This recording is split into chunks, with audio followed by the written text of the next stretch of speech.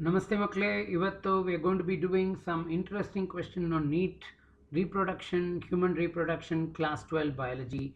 इसमें important questions देखते हैं किस तरह से some important MCQs we are going to do and उसके ज़रिए आपको थोड़ा chapter का पूरा revision भी होगा. Don't forget to later on log in and see my one shot on this human reproduction NEET, which we were going to cover up in the RNNEET lecture. So interesting session शुरू कर देते हैं अभी से. So first question आपके screen पर, in humans the capacitation of sperms occurs. Okay, so ये capacitation के बारे में बात कर रहे हैं. Capacitation यानी कि क्या है?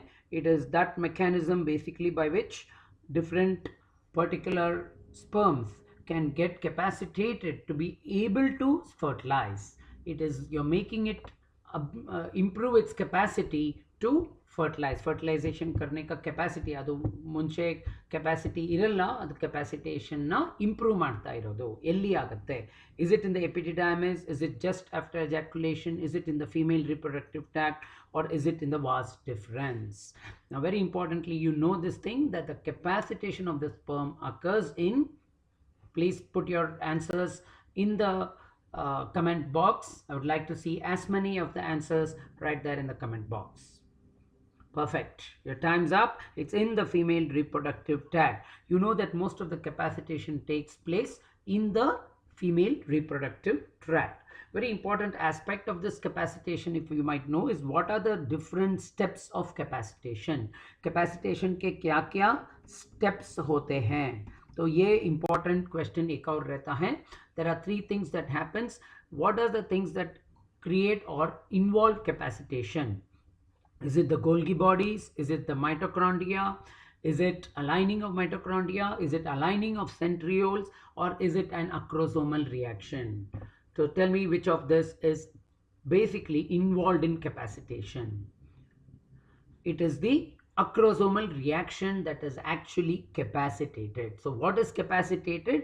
The acrosomal reaction is capacitated. So what is capacitated? The acrosomal reaction. What are things that capacitates? What are the different steps of capacitation actually? So what are the things that happen? The sperm head, if you may basically see, the top of the sperm head, if you can remember the structure of the sperm. So the top of the sperm head has this acrosomal cap. Okay, and that's the head of the sperm, and then you can basically consider this to be the tail of the sperm. So now you know that this acrosomal cap is actually covering it. There is a cholesterol crystal. Okay, there is a thin cholesterol crystal which is actually present at the surface of this acrosomal reaction. So this yellow color cholesterol crystal is actually removed. Okay, it gets removed by the capacitation. So that is what happens in capacitation. The acrosomal reaction basically helps to remove the cholesterol cap which is covering this acrosomal cap, the cholesterol layer which is covering this acrosomal cap. So there is a removal of cholesterol. Okay, cholesterol removal. The other thing is that is happening is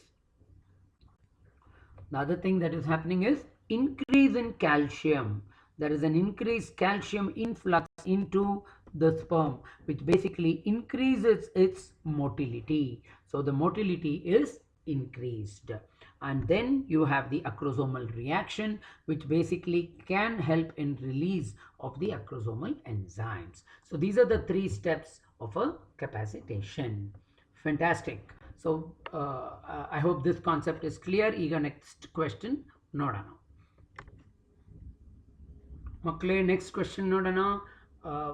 Which layer of the blastocyst secretes HCG after implantation?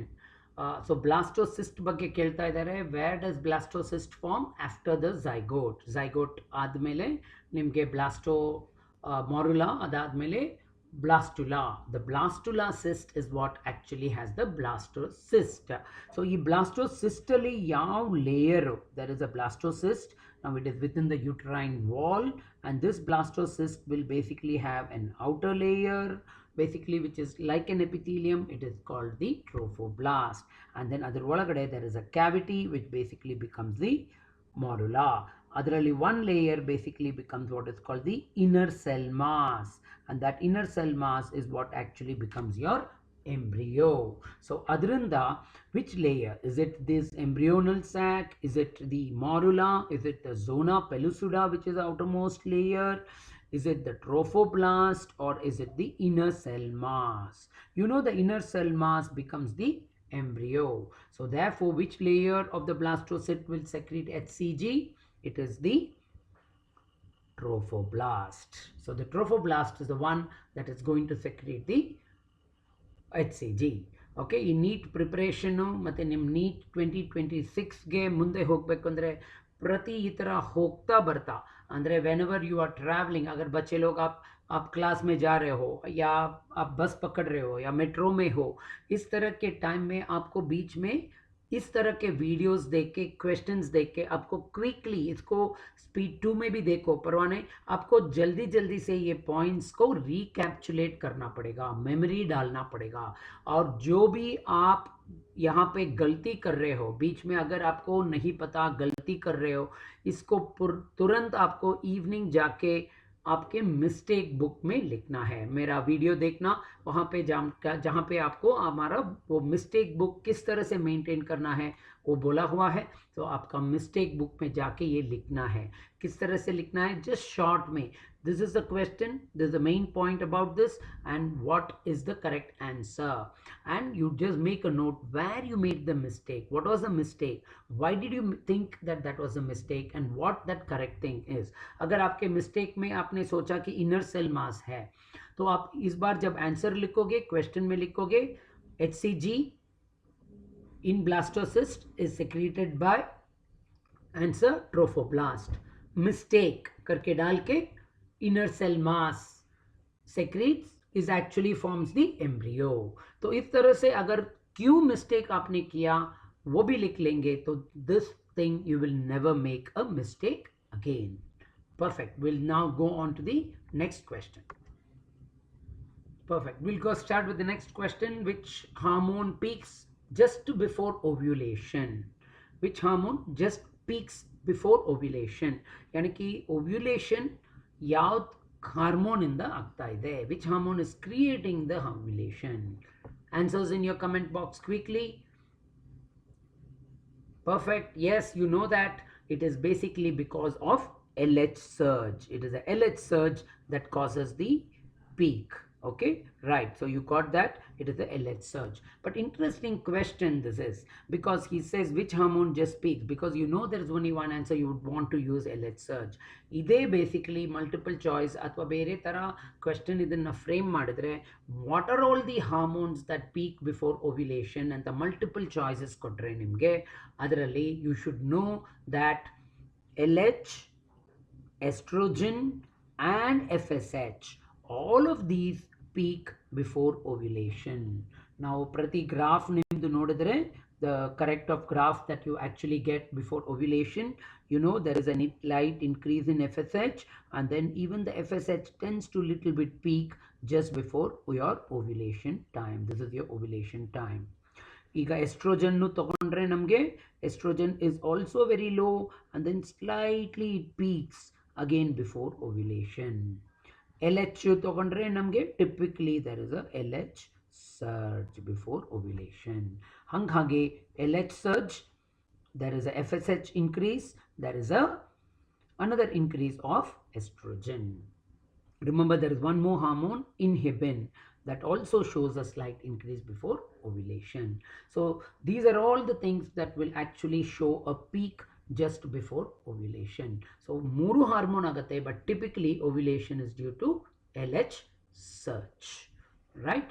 Perfect, so let's go to the next question। Good, Sertoli cells are regulated by Sertoli cells। ಈ Sertoli cells ಎಲ್ಲಿರುತ್ತೆ?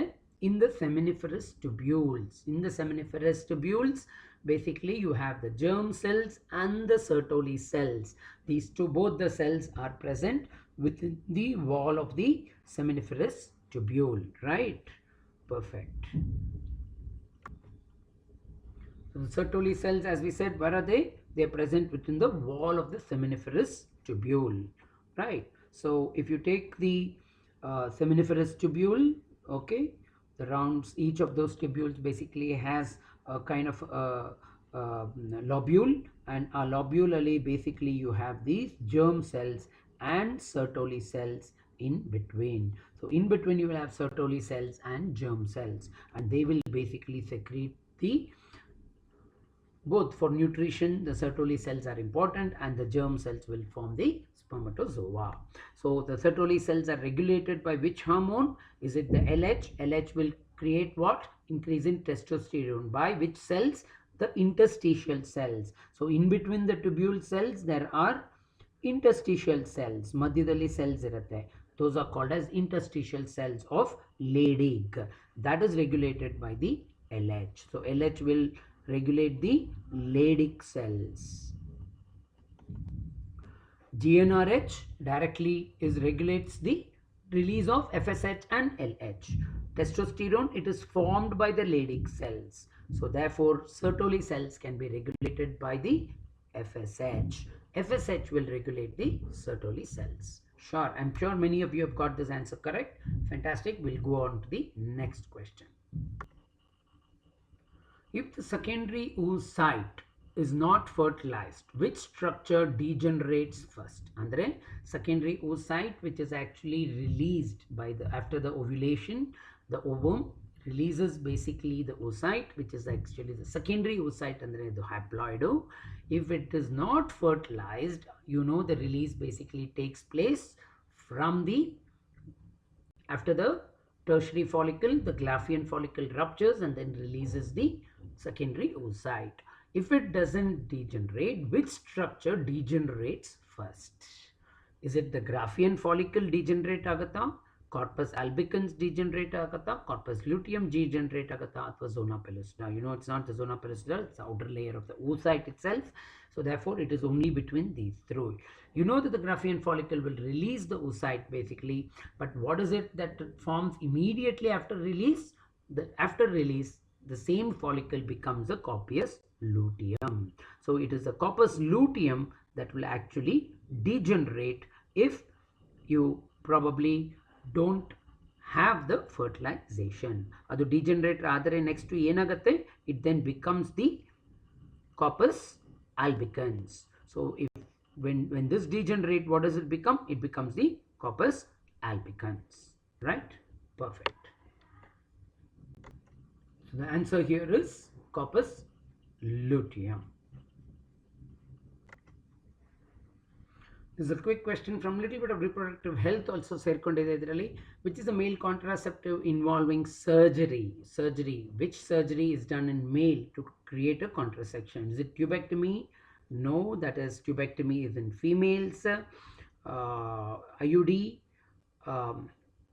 that is also, you know, is females. Vasectomy is a surgery in males. So in males, which is the surgery that is done? It is vasectomy.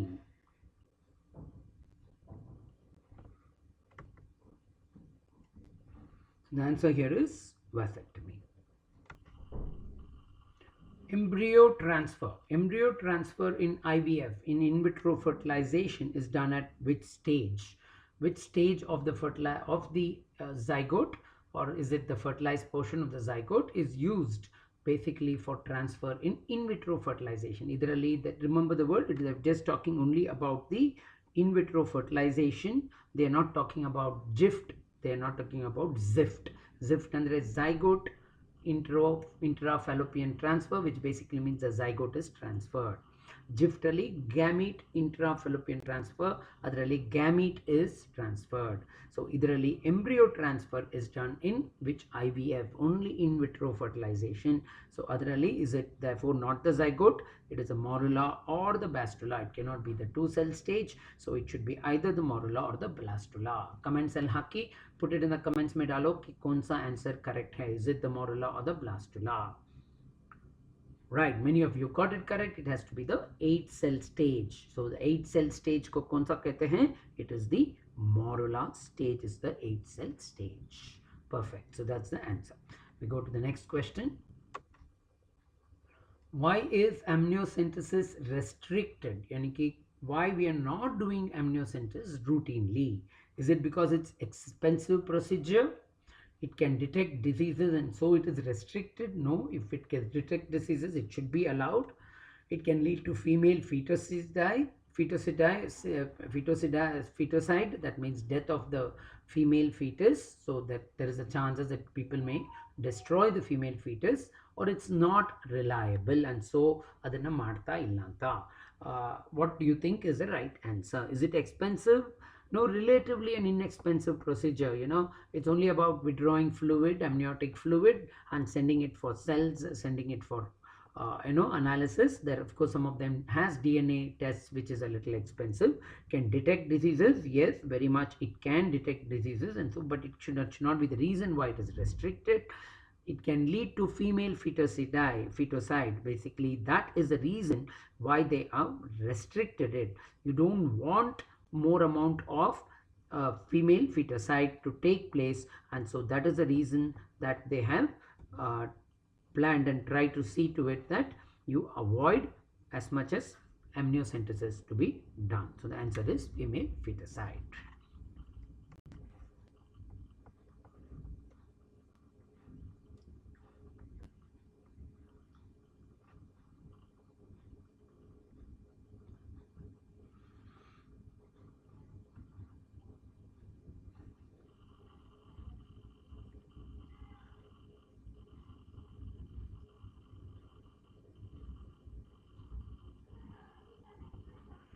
We'll do till question 15 and then take it in the next part.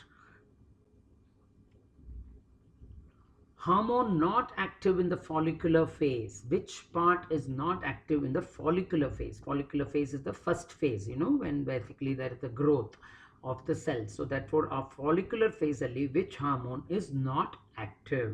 Is it the estrogen? Is it the LH? Is it the progesterone? Or is it the FSH? The hormone that is not active in the follicular phase. Okay, estrogen is active in the follicular phase. You know that is basically something where more number of, it is mainly in the follicular phase that basically the estrogen is increased. Okay, so the estrogen increases, you know that. LH, what happens in the follicular phase? What happens? LH is almost straight towards the, before the ovulation there is a LH surge. So at the time of ovulation, before the time of ovulation is called the follicular phase. So the ovulation takes place at the day 14, and so therefore before that there is a LH surge. So LH is also active. FSH also little bit increases and slightly increases in the early phase. FSH is important for the growth of the cells, maintenance of the endometrium, and growth of the ovarian follicle, and so therefore that is very, very important and is active. Which hormone cannot be active? It is the progesterone that cannot be active. Basically it is formed in the secretory phase. So the same question can be modified in statement form, saying that these hormones are active in the follicular phase. Don't think that it is only FSH or only estrogen. LH, FSH and estrogen are active in the follicular phase, and so therefore the same question can be put into a statement form. Many of these questions in 2025 are converted from word form into a statement form, and then multiple statements are put, which makes your question lengthier and longer. So this is what has happened last time, and so we need to be prepared for that. Perfect. What initiates parturition in humans? Parturition andre parturition is that portion of the reproduction, where there is a birth of the child. The process of giving birth to the child, the fetus coming out, out of the female reproductive tract, is called the parturition. So how does this happen? Is it because of increase in estrogen only? Is it because of decrease in progesterone? Is it because of signals from the fetus and placenta? Or is it because there is a rupture of the amniotic sac? Does the rupture of the amniotic sac trigger parturition? Does it trigger the birth of the child? This is one event that occurs before parturition, but what is it that triggers parturition? It is put it in the comment box. I would like to see the answers in the comment box. You get about 10 seconds further to do that. Yes, as many of you. Perfect, thank you. So the signals from the fetus and placenta, right? So some of you have got it correct. So signals from the fetus and the placenta is the main reason why parturition occurs. And what is this? Signal from which part? Can it be signals from an undeveloped fetus? No. Very important that it should be a fully developed fetus. The words given are fully developed fetus.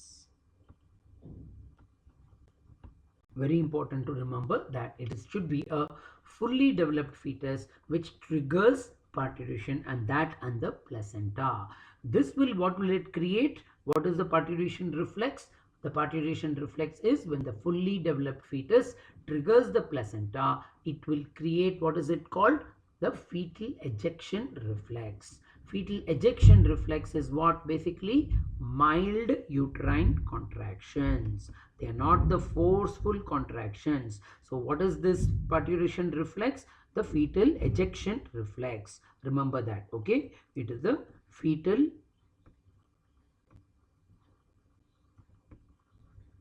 ejection reflex. And how do you get that? Through mild uterine contractions. It is mild uterine contractions, okay? Remember that, not the forceful contractions. How mild they are? Very mild, basically, occurring only about between 3 to 10 times in a minute, but they are very mild. This then, what does it does? This then triggers release of oxytocin. So this triggers the pituitary, the posterior pituitary, then triggers oxytocin. Once oxytocin increases, that creates forceful uterine contraction. This forceful uterine contraction in the last is responsible for your final birth. So the whole cycle starts from fully developed fetus, triggering fetal ejection reflex, mild uterine contractions. This then triggers oxytocin, which then triggers forceful uterine contraction and birth of the child through the birth canal, the vaginal canal. Okay, fantastic. Very good point and very important concept to understand as a whole. Perfect. We'll go to the next question. Next question. Which of these is not a feature of spermatogenesis? So which of this does not occur in spermatogenesis? Involves meiosis and mitosis, produces diploid sperm, controlled by FSH and LH, occurs in the seminiferous tubules. Please put your answers quickly. This is a very simple, straightforward question. Spermatogenesis releases basically the moment you see the question, it basically the haploid sperm. It has to be the haploid sperm and not the diploid sperm. Okay, right. So involves mitosis and meiosis is right. Controlled by both FSH and LH and occurs in the seminiferous tubules and releases the haploid sperm, not the diploid sperm. Right? Perfect.